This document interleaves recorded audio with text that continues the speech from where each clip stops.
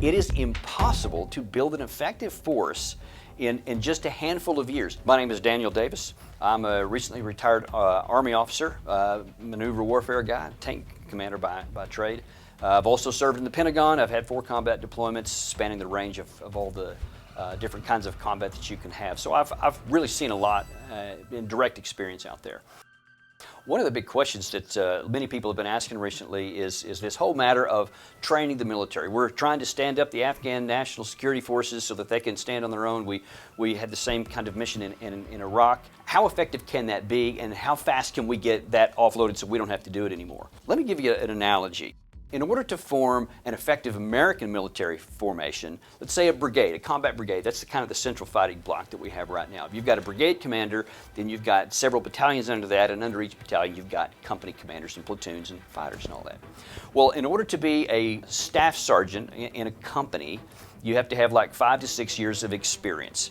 To be the company commander, that's the lowest tactical unit really down there, maybe 3 to 4 years, or actually more like 5 to 6 years as a lieutenant and then as a captain. To be the battalion commander, maybe 12 to 15 years, and then as a brigade commander, like 17 to 18, maybe 20 years.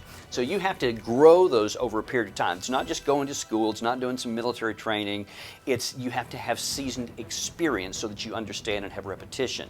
We spent however many years in Iraq, 7 or 8 initially, on training the Iraq military. We did the join unit to unit thing, then we did the advisors, and then we said, okay, now you guys are trained, you've been doing great, we bragged on them, we pulled out, and then 18 months later, they disintegrated in the field.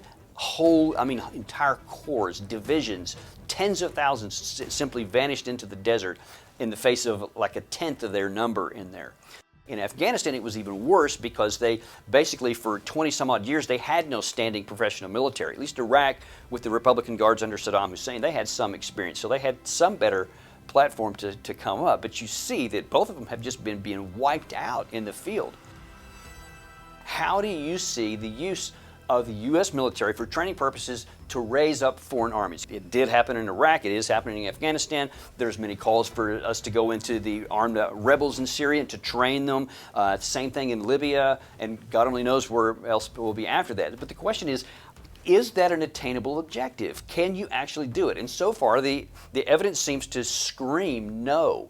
That's not something that can be accomplished. Yes, we can send trainers out and they can conduct training exercises. I've done it myself with the Iraqi military, so I know what that's like. But at the end of the day, does that actually make them more competent and effective? And I think the answer overwhelmingly is no. So that's what I want to see a presidential candidate, a leader, tell me. All right, we're not going to go after what can't be done. We're going to go after what can be done, and here it is. And then tell me how you're going to get that accomplished. I'm a frequent contributor at the National Interest, and I have an author page there. And then you can follow me on Twitter at Daniel L. Davis 1.